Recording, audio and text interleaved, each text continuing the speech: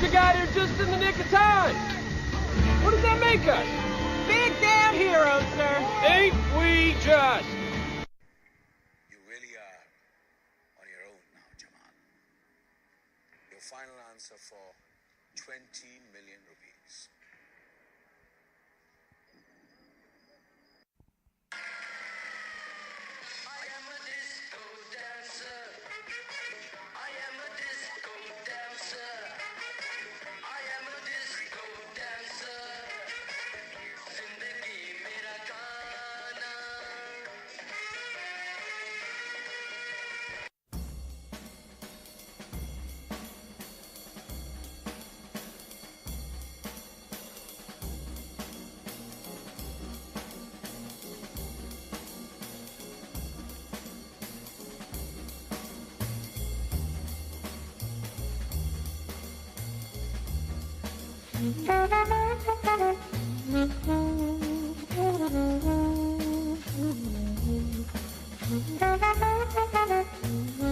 Hello and welcome to Shoot the Breeze on Resonance 104.4 FM, a film and TV radio show where a handful of film enthusiasts shoot the breeze on all things film and television related. I'm Marcus E. Acko, and the movie that I last cried at was Guardians of the Galaxy Volume 2. And the thing that cheered me up was Guardians of the Galaxy Volume 2. I'll explain what that noise was in a second for those of you listening. But, yeah, over to you, Laura. I am Laura Sampson, and the film that last made me cry was a film called Bombay, directed by Mani Ratnam, which was recommended to me by our wonderful guest today, who you'll be hearing lots more from very soon. Speaking of which.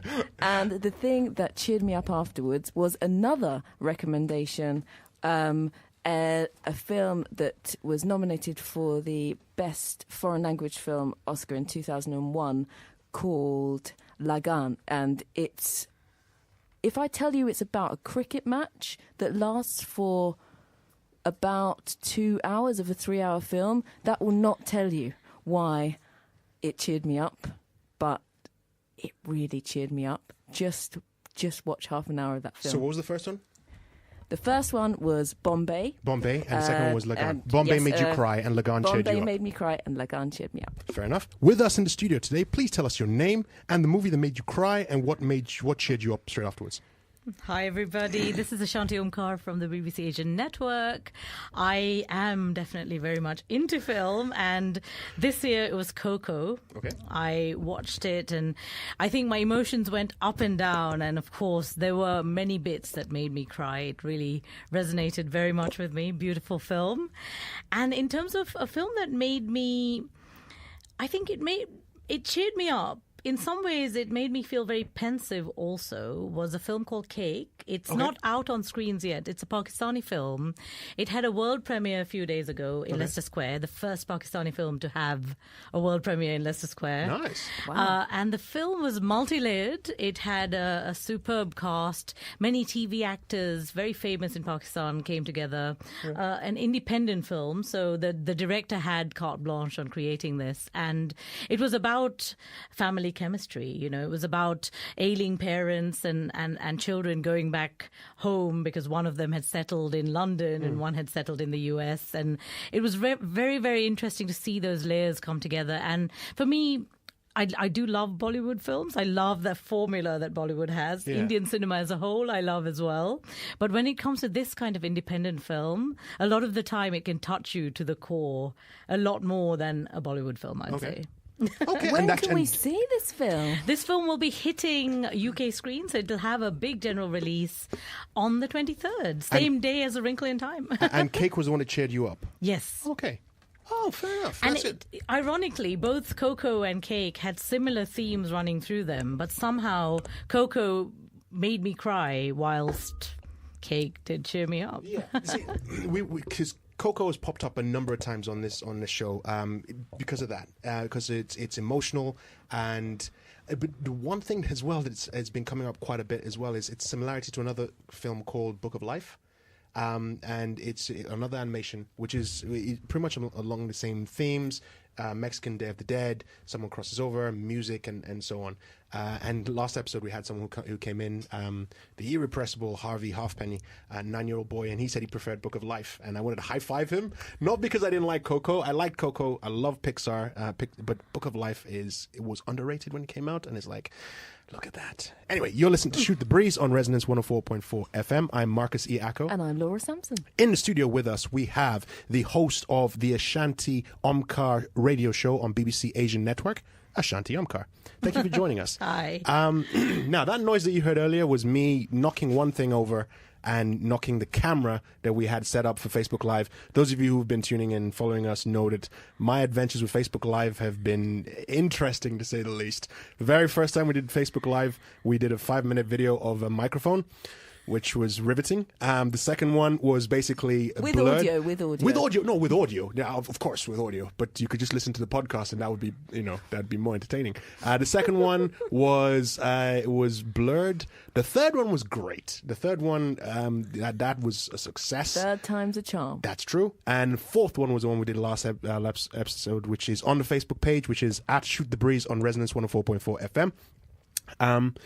And this is the next one, which has obviously started great. It's fantastic. So anyway, the studio is still standing, so it is, the show must go on. Absolutely. Besides, those of you that listen to the show, you know how we like to improvise things as we go along. Anyway, we've got loads of things to talk about today. We're going to talk about our top 5 favorite Bollywood movies. We're going to talk Bollywood industry and films from Asia. We'll just basically generally talk about various things that we want to talk about regarding, not necessarily Hollywood, but Marvel, etc. Because Marvel always comes up the last few months. We're going to talk about that in a second. Before we do that, we can't forget DC either. Well, DC, this particular day coming. DC is like, fair enough. DC has got some good news, so let's throw them a little bit of support this time. They're like the beaten stepchild in comic book movies. But first, let's do film and TV news.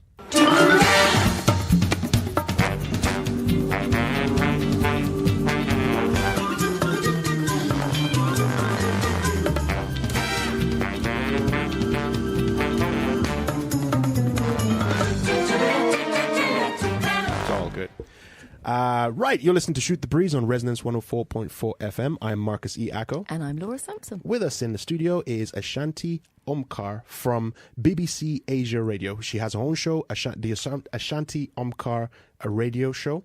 You should listen to it. It is amazing. But thank you. We'll talk about this later on. First, let's do our film and TV news. Now, we're debating different topics to discuss. And Laura, you said DC have some news that they'd like to share. So would you want to throw this one?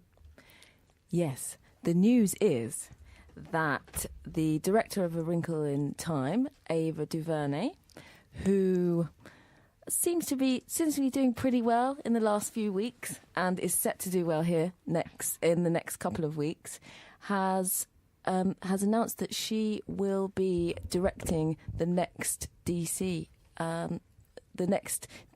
offering, which we hope will somehow come back from Marvel's world domination. Okay, I'm not going to knock the other directors of the DC projects. Zack Snyder, say what you will about his projects and whatnot. Say what you say. Joss Whedon came in to try and rescue Justice League, which I didn't think was that bad. I know a lot of people knocked it. I didn't think it was that bad. Ashanti, what did you think about Justice League? I actually quite enjoyed it. Okay.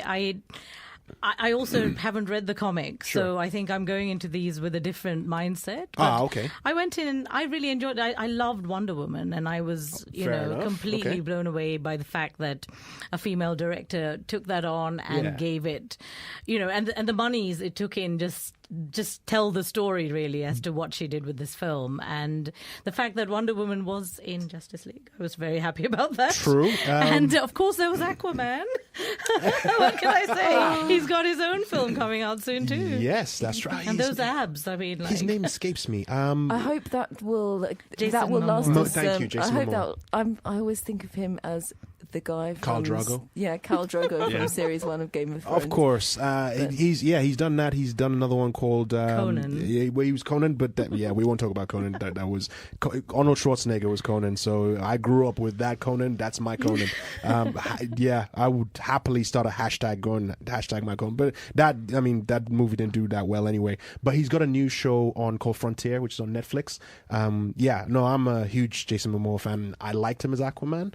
Me too. I think Justice League was all right. For me, I just thought, you know what, I do enjoy watching action films, and it was fairly well polished, and I enjoyed seeing it. So, okay. So now that this news has come out that Ava DuVernay is doing New Gods, right? New Gods. Yeah. Do you think there's any? Do you think that's the reason why Marvel decided to release the Avengers Infinity Wars trailer, a new trailer today?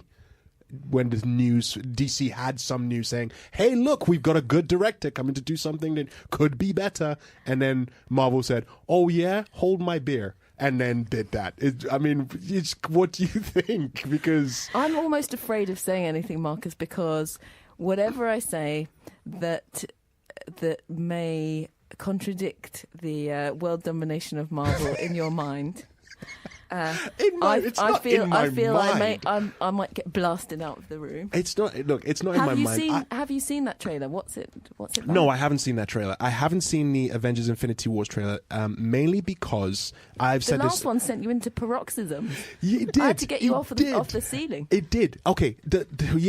Episode 13 of the last season, we had the episode where my kid wanted to watch the trailers, so we watched the Black Panther trailer, we watched the first Avengers Infinity trailer, and the Last Jedi.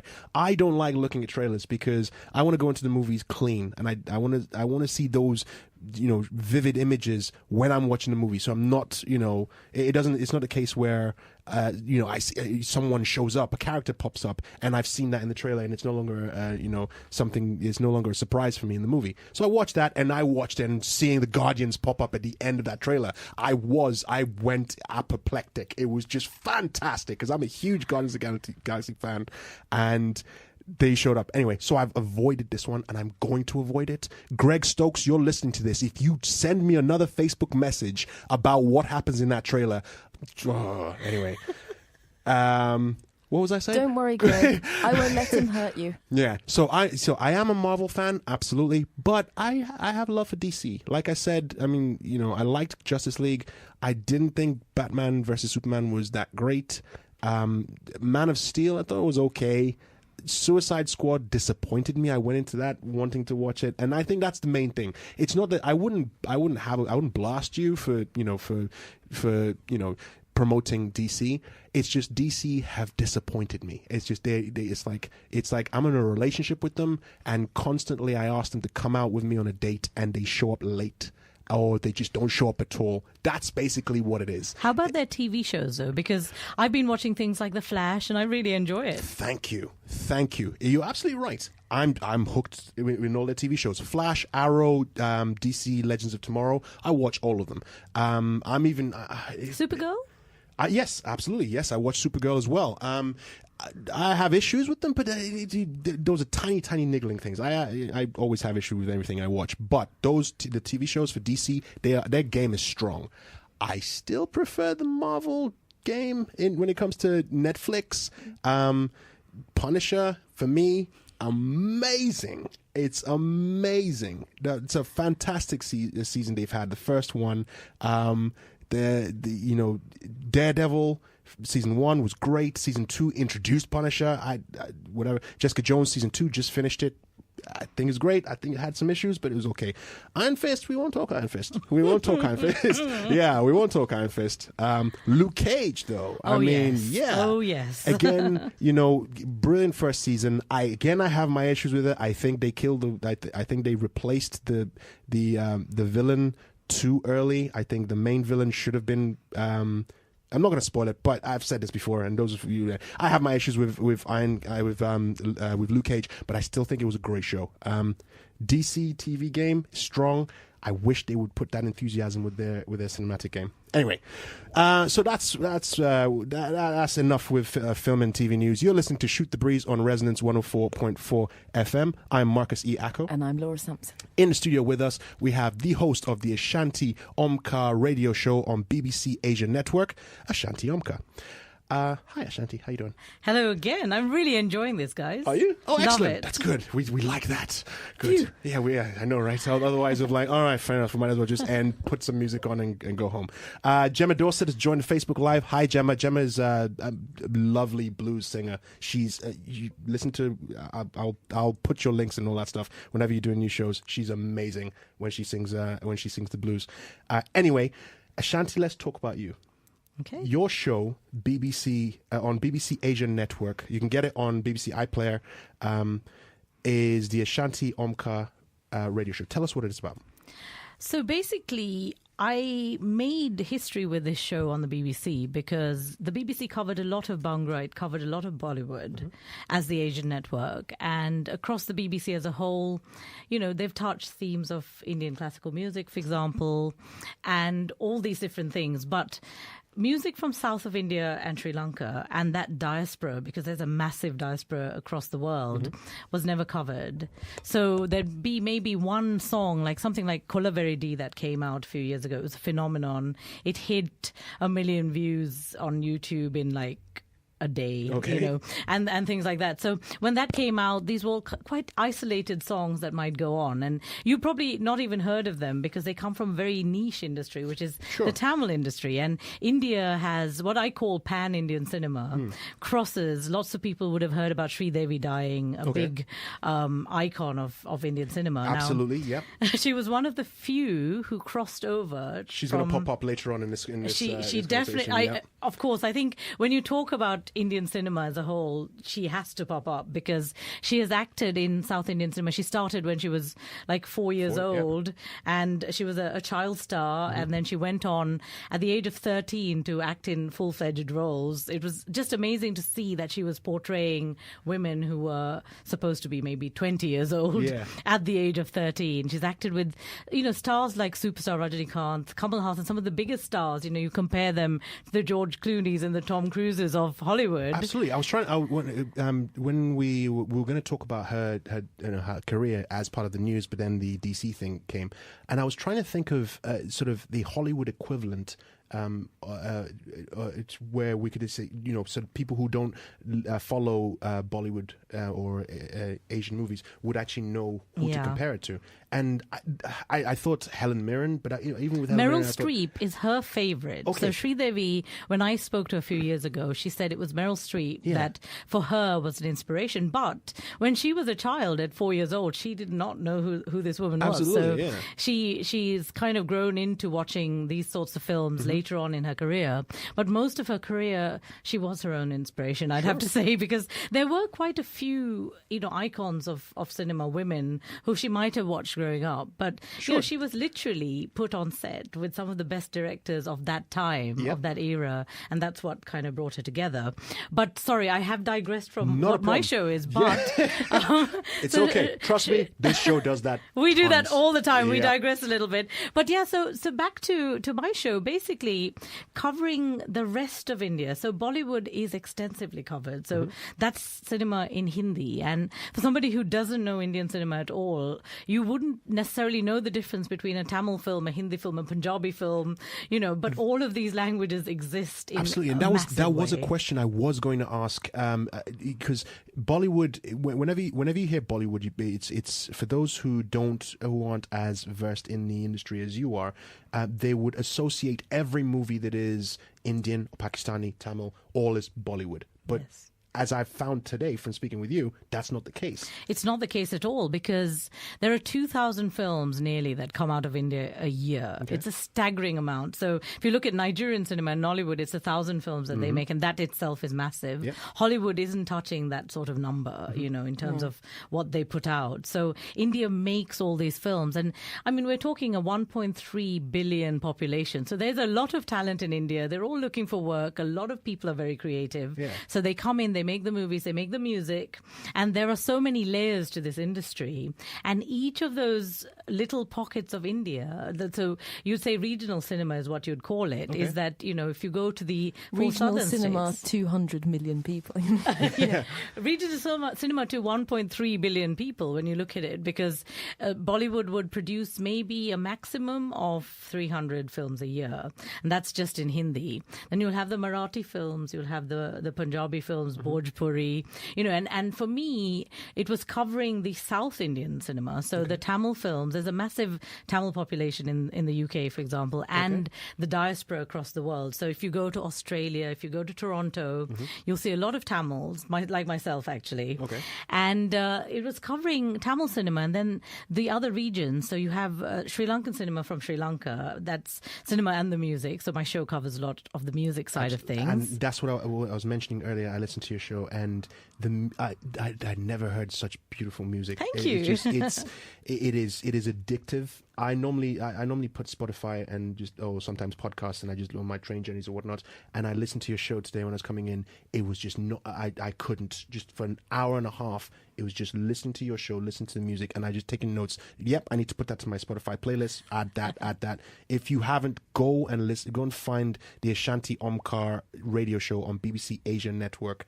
You will be introduced to a new world of just amazing music, because it's not just, because that's what people associate Bollywood with, right?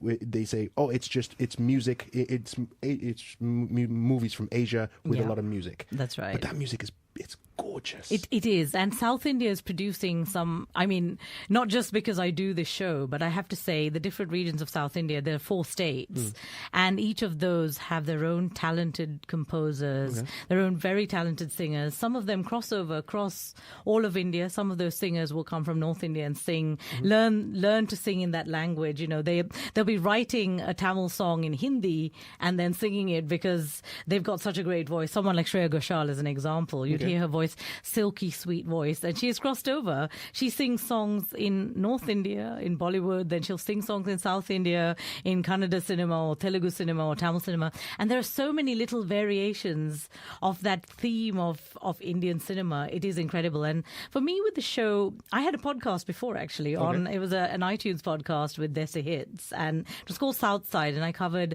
Sri Lanka, Tamil music from South India, as well as a little bit of Malayalam music. But it still didn't cover this entire region that I now cover, where there are 5 primary languages. And you would have heard a lot of English songs that I play, because our talent are saying, well, I grew up in England or I grew up in Australia. And my first language now is English. And though I have this as my roots, I'm writing in English. So I'm going to write this song in English. So you have a mix of that. And then you have the hip hop. They're writing hip hop intrinsically. For a Tamil, you kind of grow up on what's our own version almost of hip hop, Sollise as we call it, because you go to a temple and what the chants that the temple people are doing, they're in Sanskrit and they're all in rhythm with a meter, and they have a certain sound to it that'll sound like you're hearing a hip hop piece. Yes. And that's been there forever. So basically we've grown up with it. So for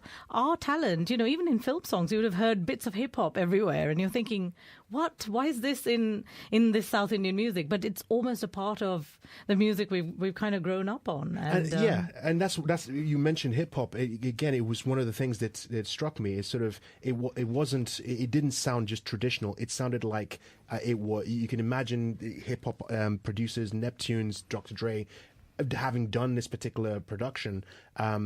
And then you hear someone singing in Tamil, for example, or Kannada, Malayalam. Yeah. I cover so many languages. And will.i.am, in fact, picked a classic Tamil song. It wasn't even the best song, but he picked up one of these Tamil songs that Ilayaraja, who has created, is probably the only composer in the world who has made 1,000 soundtracks in his career since 1975 till now. This guy has now passed 1,000 soundtracks, and he's a genius. genius. And will.i.am had picked one of his songs and then turned it into one of his own pieces. All right. The Elefunk theme, it was called. And at that time, everybody was thinking, how did will.i.am come across this? And, we're still kind of curious. He's been very vague with the details. Here's a question. Would you consider that as cultural appropriation? Not at all. Okay. Not at all. I mean, for me, I feel like this mingling of cultures is brilliant. I think that it's what the world has always been. We've always done that. Sure. We've always had, migrants taking, like Baila music of Sri Lanka has come from, the slave trade, of the Portuguese and the Dutch invading and bringing their own kind of slaves to Sri Lanka. And that music has then filtered down and become this fun party music because they had settled so long ago. And India has its own, like the Sidi Goma, who make their own music. And it's very different from Indian music. They've brought their own African styles of music to India.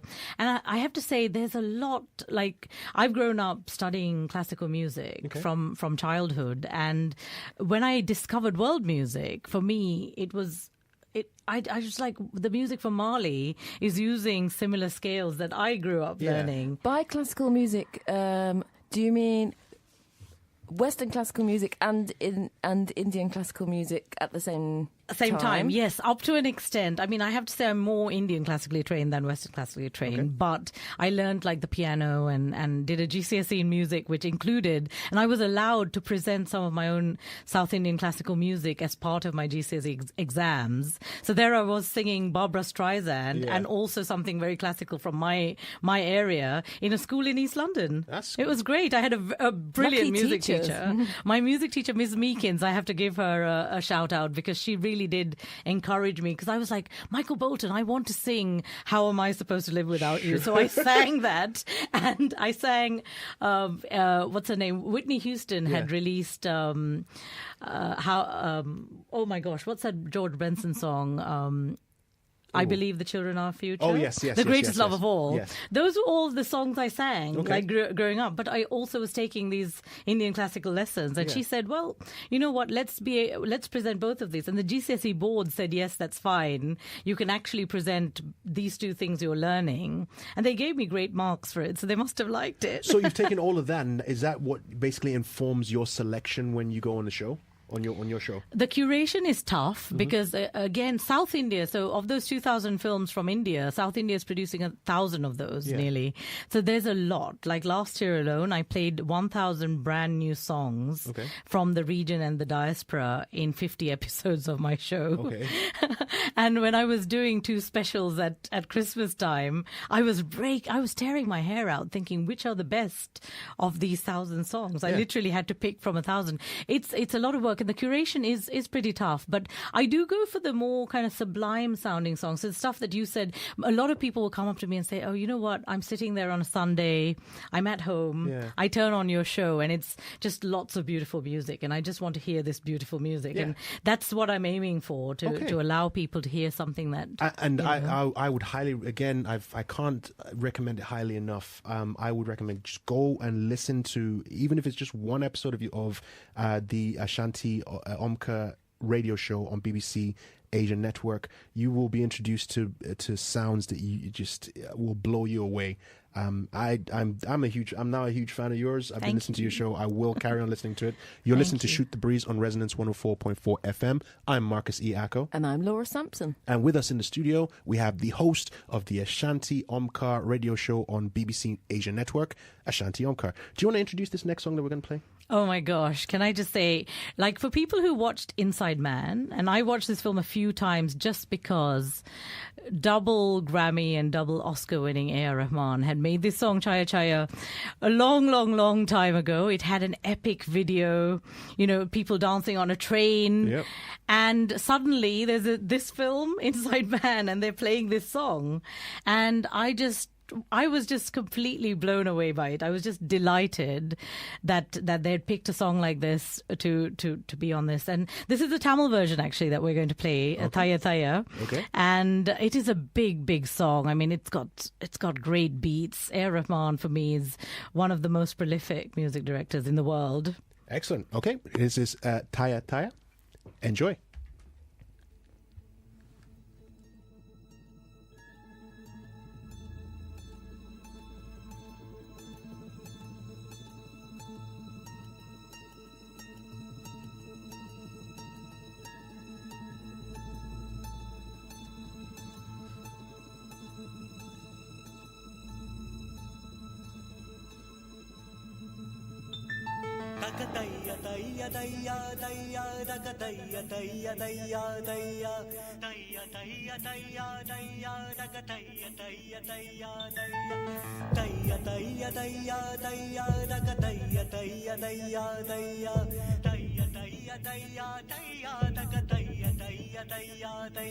நெஞ்சு உச்சு குட்டி துடிக்குது தையா தையா உயிர் தட்டு கட்டு தவிக்குது தையா ஒரு பச்சை குயில் பறந்தது தையா தையா நெஞ்சு லட்ச கட்டு தவிக்குது தையா தக தையா தையா தையா தையா தக தையா தையா தையா தையா தையா தையா தையா தையா தக தையா தையா தையா தையா அவள் கண்களோடு 200 ஆண்டு மூக்கின் அழகோடு 300 ஆண்டு அவள் அழகின் கதகதப்பில் ஆண்டு 500 வாழ வேண்டும் தையா தையா தக தையா தையா தையா தையா தக தையா தையா தையா தையா தக தையா தையா தையா தையா தக தையா தையா தையா தையா அவள் கண்களோடு 200 ஆண்டு மூக்கின் அழகோடு 300 ஆண்டு அவள் அழகின் கதகதப்பில் ஆண்டு 500 வாழ வேண்டும் தையா தையா தக தையா தையா தையா தையா தக தையா தையா தையா தையா தக தையா தையா தையா தையா தக தையா தையா தையா தையா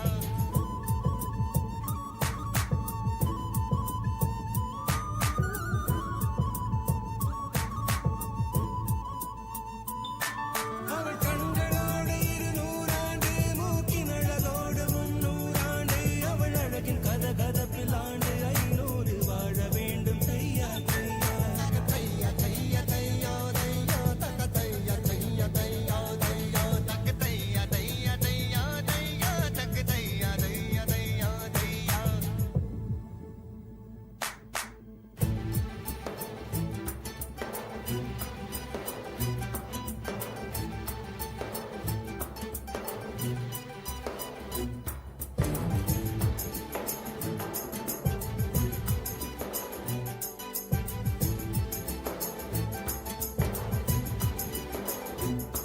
ஒரு பார்வையிலே என்னை உறைய வைத்தாய் சிறு புன்னகையால் என்னை முருக வைத்தாய் அடனான் என்ற ஆணவம் அழிய வைத்தாய் உன் பார்வையிலே என்னை படிய வைத்தாய் நான் பார்த்து விட்டால் ஒரு மீட்சி வரும் நீ பார்த்து விட்டால் ஒரு மோட்சம் வரும் இந்த முதலும் நீ முடிவும் நீ முதலும் நீ முடிவும் ஒரு மலையில் நான் கண்டமா நிற்குமா என் மனதில் உந்தன் ஆதிக்குமா இது ஒரு நாள் இரு நாள் நீடிக்குமா இலையுயிரின் மூலத்தை பாதிக்குமா நெஞ்சு உச்சி குட்டி துடிக்குது தையா தையா உயிர் தட்டு கெட்ட தவிக்குது தையா ஒரு பச்சை குயில் பறந்தது தையா தையா நெஞ்சு லட்ச கெட்ட தவிக்குது தையா தக்கு தையா தையா தையா தையா தக்க தையா தையா தையா தையா தக்கு தையா தையா தையா தையா தக்கு தையா தையா தையா தையா தக்க தையா தையா தையா தையா தக்க தையா தையா தையா தையா தையா தையா தையா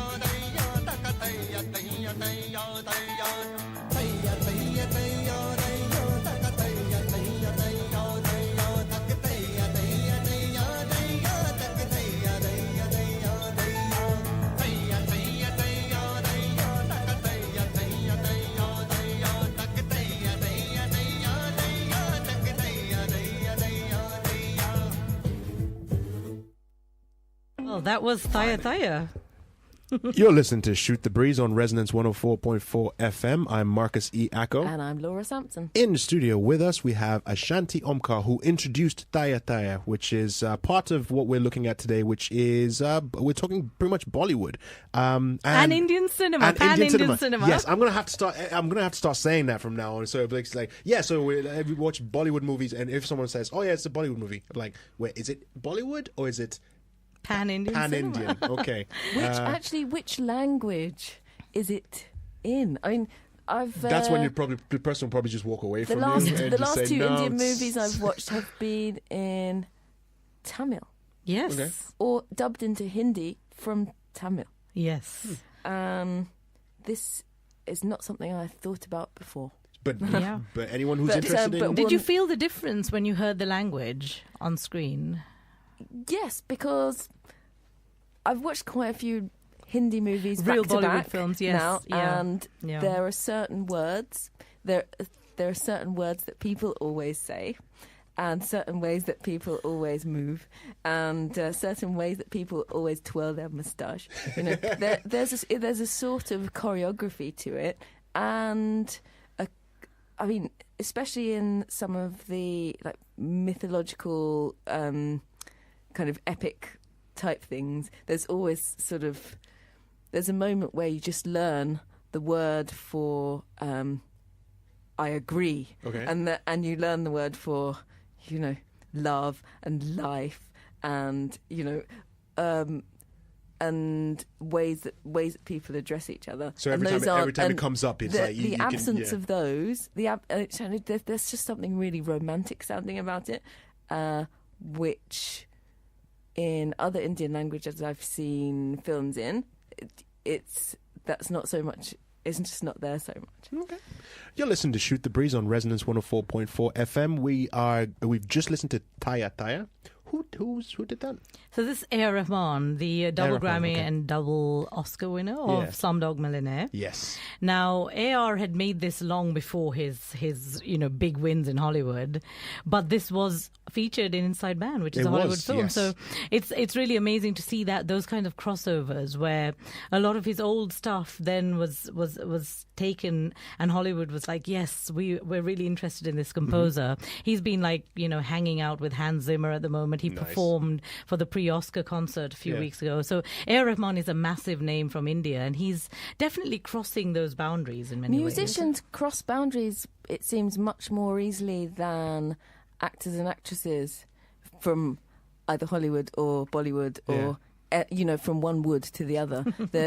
There isn't that much movement of actors and actresses, and I don't think it's just because of a language barrier either. There's sort of a different way that the fan base relates Works. to Except for the Deepika star. Padukone and Priyanka Chopra, who very nicely crossed over to Yes. Hollywood last year with the Triple X film for Deepika Yes. and with Baywatch for Priyanka. Is Priyanka in Quantico. Quantico, that's yes, it. She Yes, is. yeah, she's making a name because they've done season 2, and Yes, we we're have waiting someone for- who's listening on Facebook Live.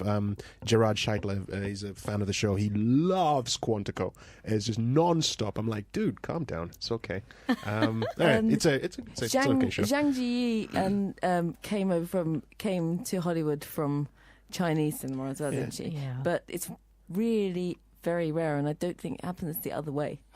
No, well, I mean, there is. I mean, everyone can speak English, but Hollywood actresses can't speak Hindi. true. But a lot of actresses in Hindi films, I have to say, are not speaking their own Hindi, so they are mouthing the words, and then Yeah. there's a dubbing artist giving them voice. Oh, okay. And it happens across Indian cinema. Actually, a lot of actresses don't speak the lingo. Yeah. Actors and actresses, but mostly it's the actresses. So take someone like Katrina Kaif, who's one of the most Googled women apparently in the world. And Katrina went, she was born in Hawaii. She grew up in England.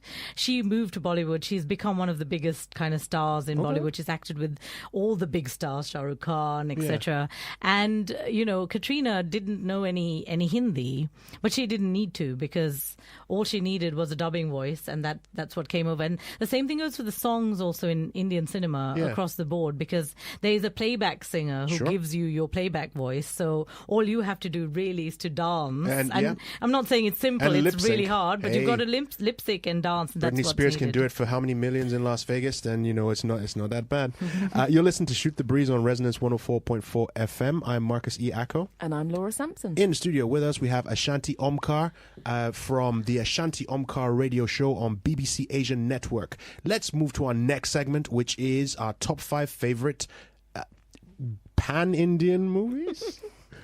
That's what I'll go with. I think Laura, actually, because for you, Marco, we discovered that Marco and I have, Marcus and I have this connect to Nigeria, because Yes. we were at the same place, 2 different states at the same time of our Yes. lives. And that will feature heavily in my selection. In your so, selection. Whereas Laura has picked up on loads of the newer film stuff that I've kind of suggested, and she watches her own Bollywood films at Wandsworth Cineworld. Well, actually, it's Wood Green Cineworld, Wood which Green, doesn't, right, okay. which always has at least one Yes. Bollywood film on, which is extremely well attended. But it's actually the one in Ilford, apparently, that you're supposed to go to, where there's always 4 or 5. Yes, you Ilford's can. quite far Ilford away and from me. Feltham together make as much money as some of the biggest cinemas in India showing these films because they show a selection. Yep. And Ilford will show the Malayalam film, the Tamil film, the Punjabi film, the Hindi film, and perhaps an Urdu film. And Feltham all on the Cineworld same will week. show the same. Similar selection. It's great. And Wood Green is a pretty good one for Indian cinema, actually. So. And it's been one of my new discoveries of the year. I got my Cineworld pass for Christmas, and then I basically live in Cineworld in all my free time. You know, Love it. I want to hear Ashanti's top 5. So hit that jingle, and then we'll get into this. So we're doing top 5 favorite pan-Indian movies. Is that playing? Nope, that's the wrong. Doesn't matter. That's the end. That's the end of the show. Doesn't matter. Okay, it's not so the end of the show. it's not the end of the show. Don't panic and hang up. It's not the end of the show. But we'll go into top 5 anyway. Ashanti, as you're our guest, let's go with your number 5 and your number 4. Oh my gosh! Right. So I'm kind of. It's a really, really difficult one for me to pick my top. You know, even picking a top 10 would break my head because if you think about the number of films that come out of India, Absolutely. and the fact that there are so many, and I feel like I'm not even touching some of my favorite Malayalam films or my favorite, I don't know, Telugu films. So I'm going to put a little caveat in these ones that I'm giving you. These are slightly more of the popular films. You do know that your selection is going to be set in stone, and if anybody asks you, this is basically the 5 that you've picked. So everything else is done. It is, and you're a public figure as well. So when you go to do your reviews, this is going to come out. People are like, everyone's going to quote me. Well, so my list. Can I tell you my top 10 that I gave to Time Out? No, this segment is called Top 5. It's top 5. Yes. You so you actually can give us want 5 of your top 10, but it's your top 5. Okay, let me go for my top 5. So you wanted to hear 5th and 4th first? Yes, please. Okay, so I had picked my 5th as Mother India. Okay. Now, Mother India you probably saw in Nigeria. It's an incredibly moving film. I have to say, when I was a child and I saw it, and every time I would cry. Mm-hmm. It just was one of those classics, and you know this idea of this woman and how she's taking care of her family. Just it has to resonate with anyone. You can be 5 years old and watching this film, and you'll still kind of be moved by it. No, you know, true. it's just one of those absolute classics. For me, I have picked Bombay as my number 4. All right. Okay. Now, it's a contentious one for me, but you know, for me, Mani Ratnam is one of my favorite directors of all time. I think he's absolutely fantastic. He brought a new dimension in many ways to Indian cinema. Now, he's a Tamilian, but he has made pan-Indian cinema. So a film like Bombay, it came out, it was made in Tamil, it was made in Hindi. So this was one of those pan-Indian films. It came out, they dubbed it in these languages made in Tamil, they dubbed it in Hindi. Then you had, you know, someone like A. Rahman giving the music. And all the songs were done in those 2 languages also. And this for me was an incredible phenomenon. The fact that I could go to somebody from north of India and say Bombay, and they'll be like, yeah, I saw it. And last year for the India on Film season at the BFI, at the British Film Institute, Bombay was one of the films they picked, you know, because it had that crossover appeal that pretty much every Indian would have seen. It's one of those emotional movies. It's a story of, 2 different religions coming together, you know, with opposition from their family, set during the riots in India. And in fact, Mani Ratnam's house was bombed after this film came out because it brought up so many tensions between the people who were so against each other in so many ways. But it was a film that kind of showed that love kind of overcomes all. And for me, that was absolutely a brilliant way to portray it. And Mani Ratnam's direction, the acting, Manisha Koirala, for example, she's such a fantastic actress, and Arvind Sami in it. And they have their 2 twins. They're the children who are in Bombay. And it's just beautiful the way it all came together. Songs were part of the narrative, so it wasn't disparate songs where, you know, somebody's talking, you know, in London and suddenly someone's dancing in Switzerland. In this case, the songs went with the film also. It was done in such a beautiful way. So I'd have to say I really, really rate this film. I love really like Bombay. I really love Bombay. So I could have put it as number 1, but I put it as number 4. It's such it was really interesting seeing this film after reading Vikram Seth's A Suitable Boy, which I think now had seen it, or it was out around the same time, and there's a relationship in that where the lovers don't get together in a really I now see more interesting way than even I thought before. So I think all I'm saying is watch Bombay and read A Suitable Boy, and I don't know, think about mixed relationships in a different way than you would as an ordinary Londoner. I think it was really eye opening. Well, as a product of a mixed relationship, I support that 100%. So your number 5 was Mother India, and number 4 was Bombay. Yes. Excellent. Okay, so we'd spoken about this earlier. Laura, you said you were going to share my top 5, so I'll give my top 5, and then this was basically your project to go and watch all of these movies. So my number 5 is Nagina from '86. We talked about Sri Devi, who died recently in February, and Prem Chopra. It's a movie about a woman who can turn into a snake, a cobra, and she's basically on a quest for vengeance. It is one of the movies I grew up with. Basically, my memory of what a cobra looks like came from this movie. So that's one of the reasons why it's called Nagina. Go check it out if you get the chance to watch it. My number 4 is Jugnu. Dramendra, again, Prem Chopra pops up again. It's effectively a Robin Hood movie. Think Thomas Crown Affair. That's basically the best equivalent I could make of a Hollywood movie. It's about this rich socialite who basically steals for the fun of it, just for fun. And it's action, comedy, adventure. Just basically, all of these movies are from my childhood. The latest movie on here is the one I've just mentioned, Nagina, which was '86. Jugnu was in '73. My number 3 is going to be '82. My number 2 is going to be '75, and my number 1 is going to be 1980. The last 5 I've seen are all fairly new. So perhaps I'll just quickly mention those as well, just to balance things. Absolutely, it's a good balance. So you get the classic pan-Indian cinema from my side, and you've got what yours Laura were actually Ashanti. pure Bollywood. Oh, pure Bollywood. There you go. Pure Bollywood. You have pure Bollywood taste. Yeah, well, it's mainly because Bollywood had the marketing power to push that across to another continent. Can I just say, Yes. Nigeria and Africa picked Bollywood over Hollywood because of the wholesome content. Yes, you mentioned this earlier. So please tell us, why is it that Africa in particular takes more?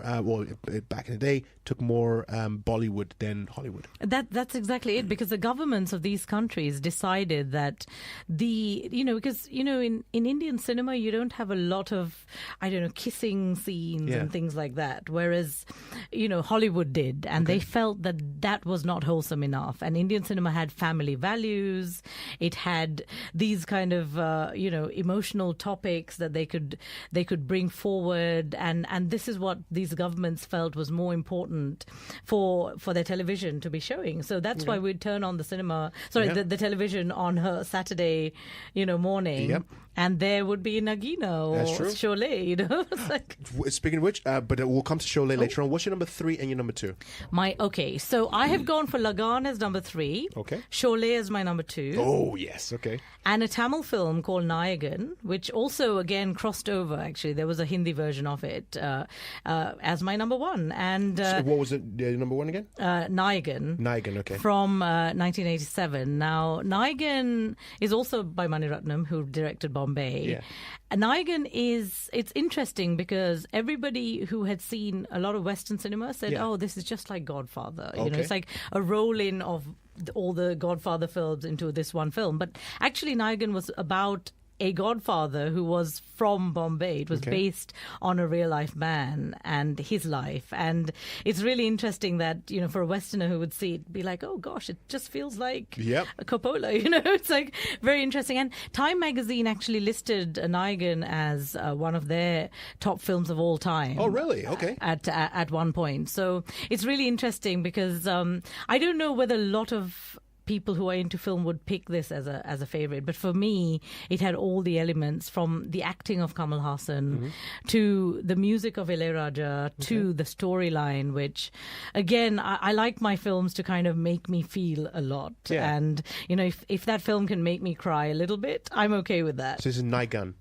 Nayagan. This is number one. It means Godfather, actually. It's Nayagan, one. It's one I'm going to have to look up because I have heard about it, but I just haven't had a chance to go and check it out. So it's definitely going to be on my list. I'll wrap things up with my number with three. Disco Dancer. You heard a clip at the very beginning.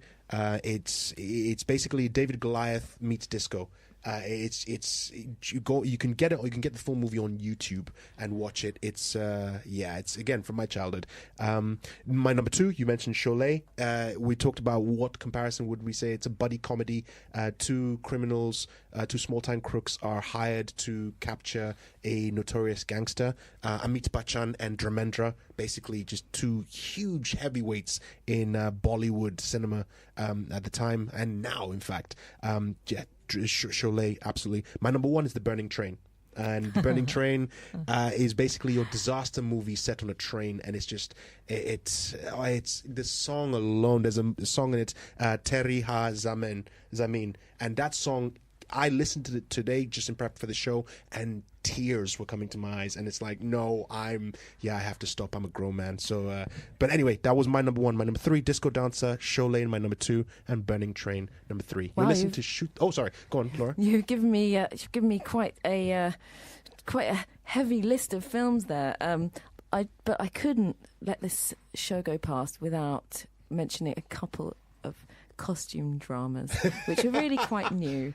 And one of the first films I saw at Cineworld Wood Green was Sanjay Leela Bansali's Padmavat. Yes. And it was quite controversial just before it came out in India because it's about a woman who kind of incites mass suicide. But okay. it's about, it's about so much more than that. It's like an epic love story and a story of sort of a historical story of wars between two sort of medieval clans, and it's just big and epic, and it's got the most beautiful costumes, and it's also got the huge emotions. And I think the film that goes with it, the year before or 2 years before, Bajirao Mastani, which stars the same actress, Deepika Padukone, playing a warrior princess again. Yeah. The two of those just sort of blew my eyes out with wonder, and they're both still available. Padmavati, I think, is still in a couple of cinemas in the UK. Yes, and will be on Netflix, I think. Bajirao Mastani, I got from Google Play fairly easily for about £2.99, and it's absolutely worth a watch if you like your big epic costume dramas. We're going to put a list of all of these films on our Facebook page, and we'll tweet it out. Our Facebook page is Shoot the Breeze on Resonance 104.4 FM, and our Twitter page is at STB_Resonance FM. Ashanti, where can people reach you on Twitter? I'm at Ashanti Omkar, ASHANTIOMKAR, and you can find me across Instagram, Facebook, Twitter, Instagram. Oh, sorry, LinkedIn. You name it, Snapchat. I'm everywhere. Perfect. I love social media. That's excellent. All those links are on shantyomkar.com as well, where there's links to the radio show and also the radio show archive. So go to Ashanti Omkar's website and basically just don't leave. And we will post will post that on our page as well. Ashanti, thank you very much for coming into the studio with us. Thank you, guys. This is a lot of fun. Oh, this was a fun fantastic for us. show. Great. I love the chatter. I love your analysis. This is brilliant. Thank you and your dedication. I mean, Laura has watched so many films in the last 2 weeks. Because I was coming in. And I put her through that just because, so she can. You're getting a good film education because I of the have show. an addictive personality, so I think there may be a few hours where I should have been doing something else, It's better and this in the than future crack. where I should have been I'm doing just- something else, where I was actually I'm just watching saying, Bollywood it's better films. this than crack. So There are it's friends I haven't seen. Anyway, Yeah. You're listening to Shoot the Breeze on Resonance 104.4 FM. I am Marcus E. Acko. and I'm Laura Sampson, Thank you very much for listening. and see you next week.